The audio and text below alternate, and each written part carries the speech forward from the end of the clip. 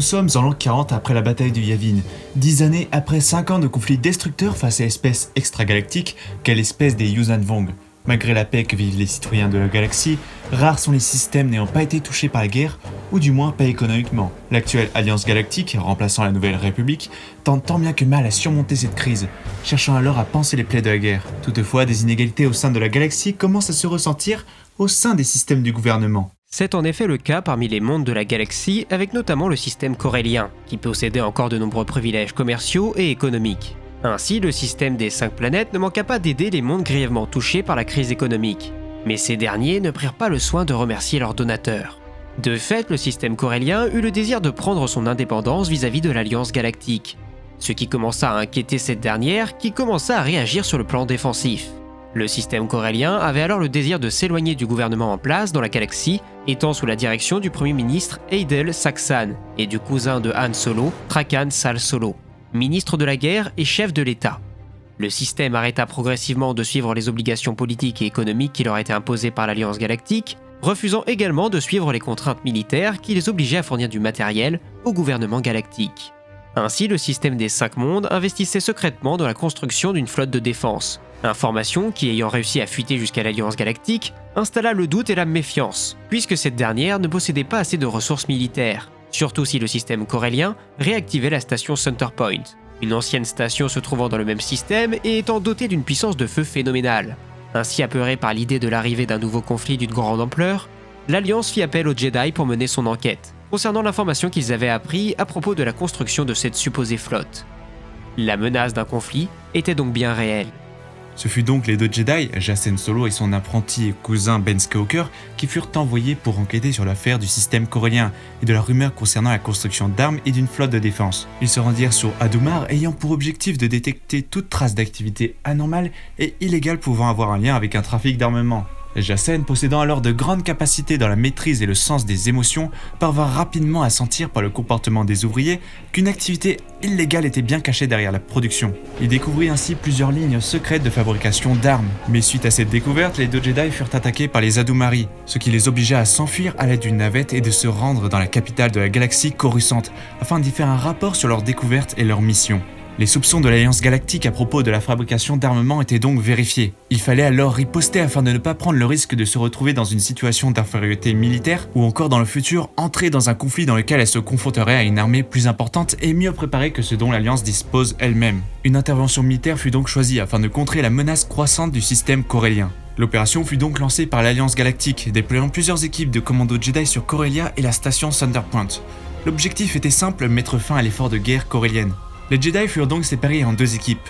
La première dirigée par Jacen Solo et Ben Skywalker directement sur la station Centerpoint, et une autre équipe sur Corellia. Cependant, ce groupe-ci tomba dans des embuscades sur la planète et fut néanmoins secouru par le maître Jedi Luke Skywalker et l'escadron Hardpoint.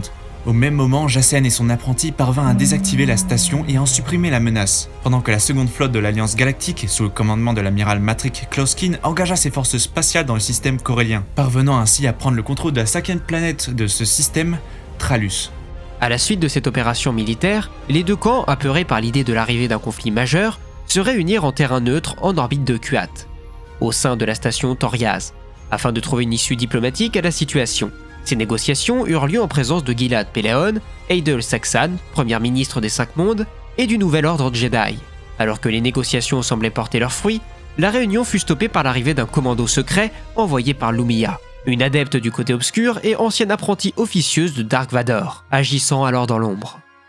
Le commando envoyé par la Dame Noire attaqua et tua de nombreux participants aux négociations, dont Heidel Saxan, mettant alors fin aux discussions. Pellaeon, quant à lui, parvient à survivre grâce à sa doublure qui meurt à sa place.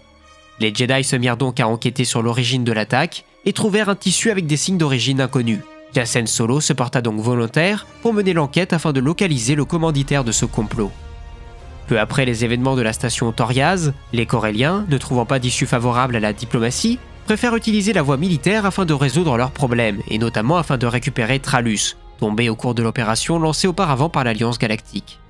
Ce fut donc Wedge Antilles qui mit en place avec l'aide de Corellia un plan pour récupérer et faire sortir l'Alliance de leur système. Assisté secrètement par Han Solo, Wedge parvient à se faufiler sous le champ de protection de l'Alliance Galactique et parvient, à la suite de combats aériens, notamment face à sa fille Sial Antilles, membre de l'Alliance Galactique, à faire une brèche dans le bouclier permettant le bombardement de la base avancée de la capitale, faisant de nombreuses pertes à l'Alliance Galactique et chassant cette dernière une bonne fois pour toutes du système corélien.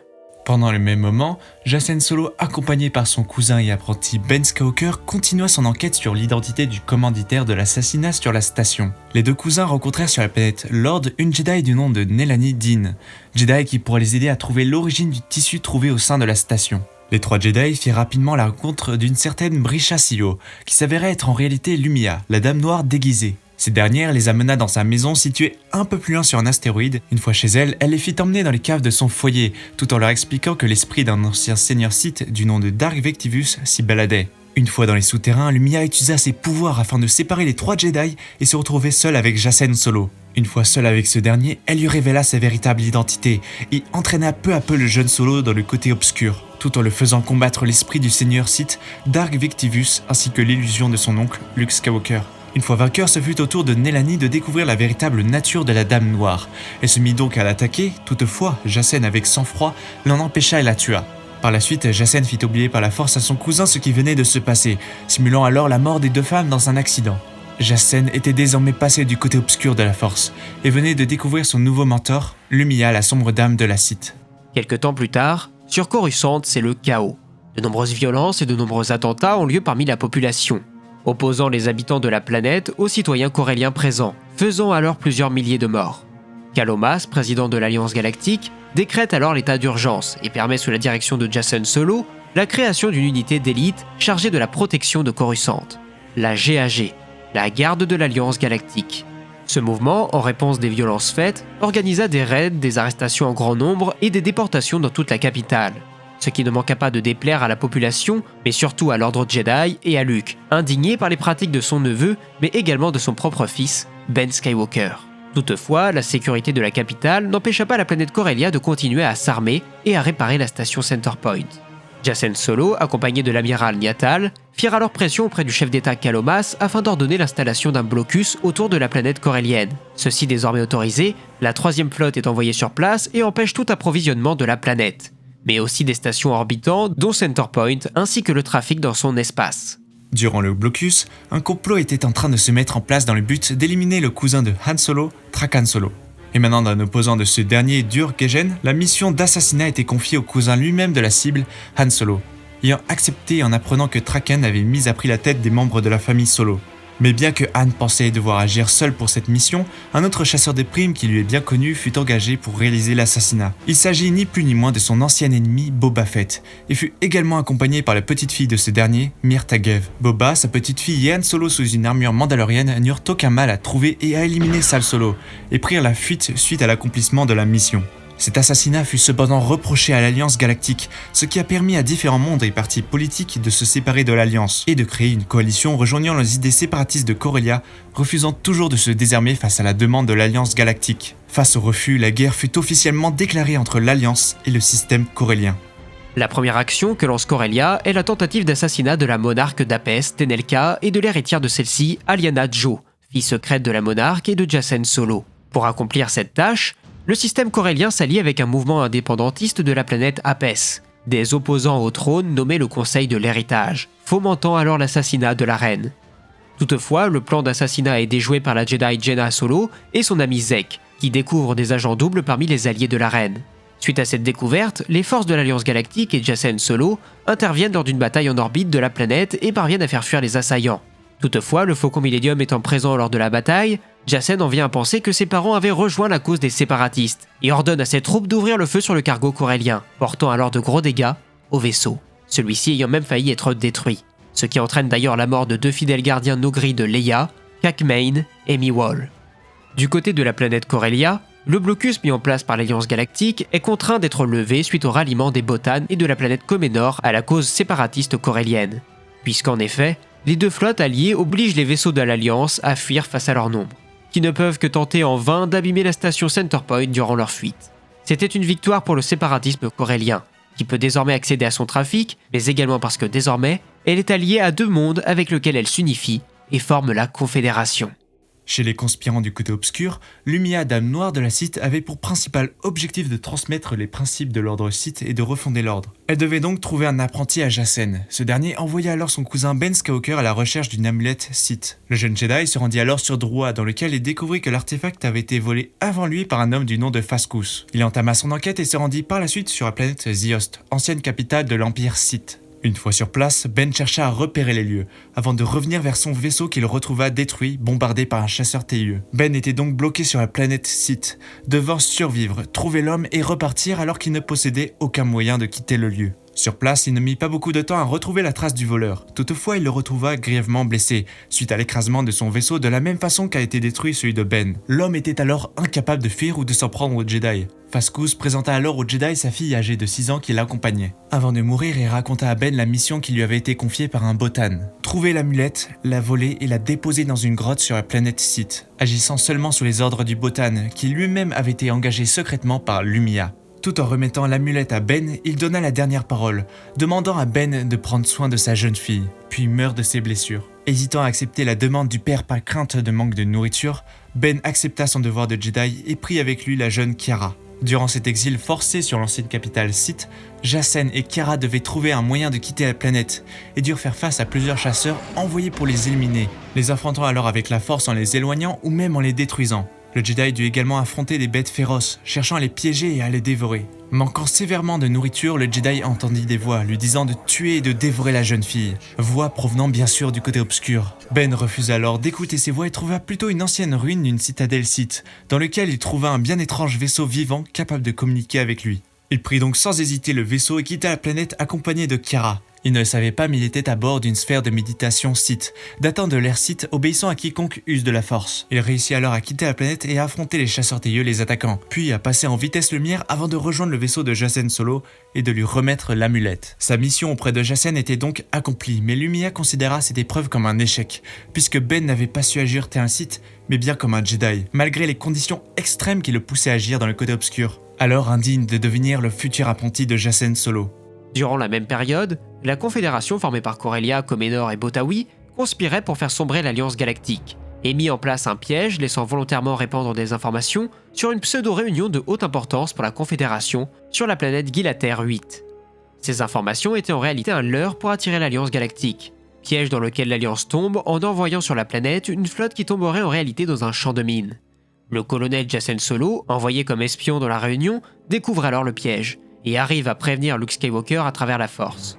Sur place, la flotte prévenue du champ de mines grâce à Jacen est attaquée par celle de la Confédération, pendant que Luke et Mara sont rejoints par Han et Leia. Ils engagent alors le combat face à Lumia et une Jedi déchue, Alemara, sur la station orbitant la planète. Tandis que le duel débute, Luke face à Lumia armé de son fouet laser et Leia face à Alema, le combat prend rapidement fin lorsque Lumia déclare à Luke qu'elle n'avait pas de haine contre lui, et que sa mission n'était pas d'en finir avec le grand maître Jedi. Celle-ci éteint alors son fouet et tend la main vers le grand maître de l'ordre, que lui-même serre après avoir longuement réfléchi. Cependant, ce geste amical prend fin avec l'explosion de la salle qui oblige les héros à quitter la station, pendant que les deux flottes continuent à se combattre à bonne distance, avant de recevoir l'ordre de se replier, quittant alors l'espace de Gilater 8. Le piège était donc déjoué et aucun des deux côtés ne sortit vainqueur ou perdant de cette bataille.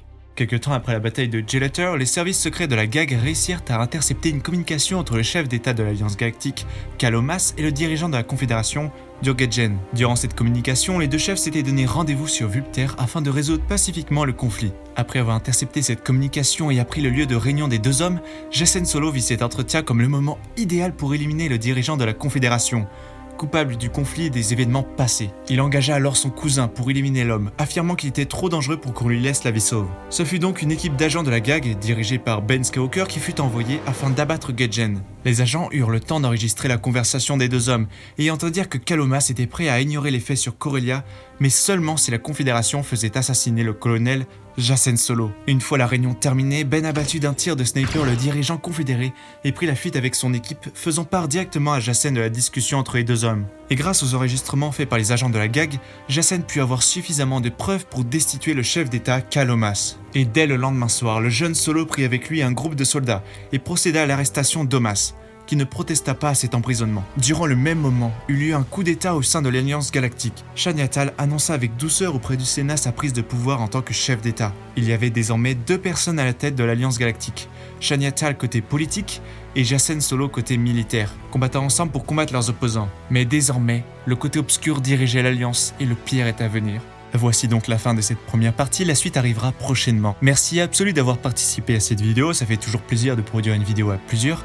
Merci également à vous d'avoir regardé cette vidéo. Si elle vous a plu, comme d'habitude, n'hésitez pas à la liker et à partager, c'est important pour nous et pour faire découvrir aux autres la chaîne. Si vous êtes nouveau, n'hésitez pas à vous abonner et à activer la cloche des notifications pour ne manquer aucune de nos prochaines vidéos. Vous pouvez également nous suivre sur les divers réseaux sociaux, Twitter, Instagram et TikTok. Les liens sont dans la description. Nous ne reste plus qu'à vous dire à très bientôt amis et que la force soit avec vous.